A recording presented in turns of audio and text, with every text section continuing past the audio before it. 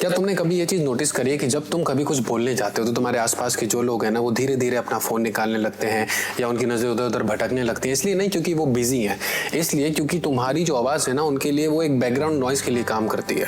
क्योंकि तुम्हारा प्रेजेंस उस जगह में, उस ग्रुप में एक इनविजिबल गोस्ट की तरह बन गया है।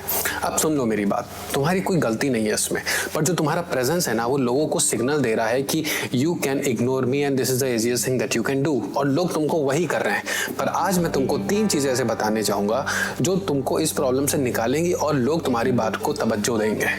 और जो दूसरा वाला स्टेप है ना उसके बाद भाई लोग तुमसे लिटरली नजर मिलाने से डरेंगे।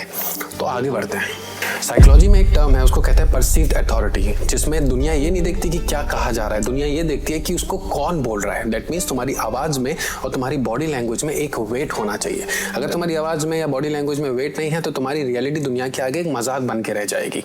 अब सवाल ये आता है कि भाई ये वेट कहाँ से लाया जाए? क्या ये बचपन से होता है? क्या ये पैदाइशी होता है? नहीं, लाइफ में हर चीज सीखी जा सकती है और ये भी सीखा जा सकता है, और ये एक प्योर साइंस है।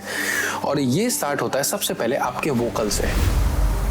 वोकल टोनैलिटी, जब तुम नर्वस होते हो तो तुम्हारी आवाज़ जो है वो पतली हो जाती है और एंड में तुम्हारी जो पिच है वो ऊपर चली जाती है, जिससे लगता है कि तुम परमिशन मांग रहे हो। और ये चीज़ तुमको अभी के अभी सही करनी होगी। तुमको ऐसा शो नहीं करना है कि तुम किसी चीज़ की परमिशन मांग रहे हो। जैसे फॉर एग्जाम्पल हम कहते हैं कि ये सेंटेंस हम कल करें, इससे बेटर है तुम ये कह सकते हो कि ये सेंटेंस हम कल करेंगे। और इन 2 सेंटेंस में बहुत बड़ा डिफरेंस है, एक अथॉरिटी का बहुत बड़ा डिफरेंस है। अपनी स्पीड को, अपने बोलने की स्पीड को 20% तक, एटलीस्ट 20% तक कम करो। क्योंकि जो आदमी तेज बोलता है उसको ये लगता है कि कोई उसकी बात काट के कुछ और बोलने लग जाएगा, इसलिए उसे तेज तेज तेज तेज बोलने लगता है। बट जो धीरे धीरे अपनी बात बोलता है उसको पता है कि लोग उसकी बात पे गौर कर रहे हैं और उसकी पूरी बात सुनेंगे। और changing your tone is a very very very powerful move. अब आता है एमिगडाला हाईजैक। हमारा ब्रेन जो है वो एक साइलेंस को एज अ थ्रेट की तरह डील करता है। तो जो कमजोर लोग होते हैं वो अपनी बात तेज तेज तेज तेज बोलकर खत्म कर देते हैं, बट जो लोग ताकतवर होते हैं, पावरफुल होते हैं, जिनकी एक पर्सनैलिटी होती है, वो साइलेंस के साथ खेलते हैं। तो अभी से अगर आपकी बात कोई काटे, अगर आप बोल रहे हो और आपकी कोई बात काटे तो इंस्टेंट रिएक्शन मत दो भाई। उनकी नजरें, उनसे अपनी नजरें मिलाओ, उनकी आंखों में देखो, 3 सेकंड तक नॉन स्टॉप ऐसे देखो। तो जो 3 सेकंड का साइलेंस है ना भाई, वो उनके दिमाग में ऐसा थ्रेट बना के रख देगा और उनको ऐसा लगेगा कि उन्होंने कुछ गलत करा।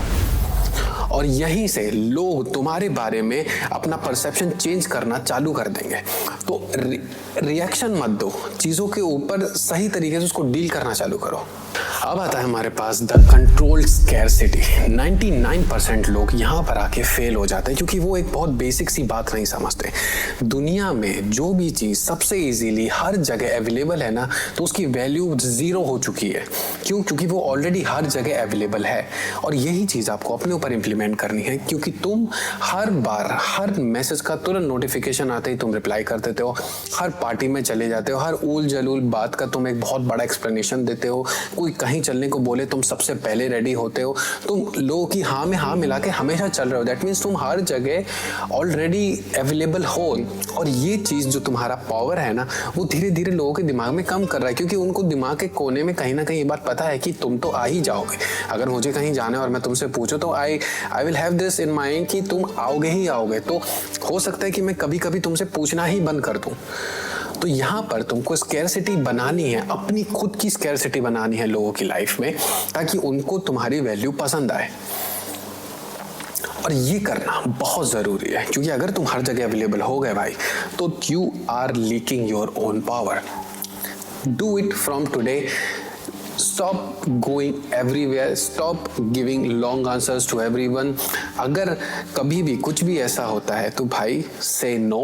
ना बोलने में बहुत बड़ी ताकत है। जिस दिन ना बोलना सीख जाओगे भाई, उस दिन तुम अपनी नज़र में उठ जाओगे। ना बोलो, अपनी स्कैरसिटी बनाओ। आई एम नॉट सेइंग कि जानबूझ के कहीं मत जाओ, ईगो मत लाओ, स्कैरसिटी बनाओ। तो तो भाई ये 3 चीज़ें थी, इसके ऊपर काम करो, ठीक है। अगर तुम ये चीज़ फील कर रहे हो कि जब तुम बोलना चालू करते हो और लोग तुम्हारी बात काट देते हैं, तुम्हारी बात पे ध्यान नहीं देते, आई कैन टोटली अंडरस्टैंड भाई, कितना बुरा लगता होगा।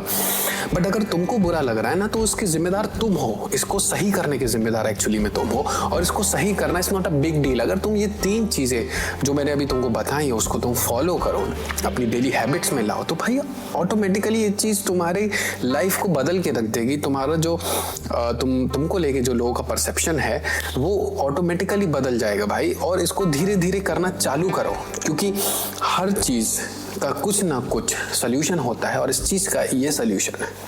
तो अगर तुमको ये वीडियो पसंद आई भाई तो चैनल को सब्सक्राइब करो अभी के अभी।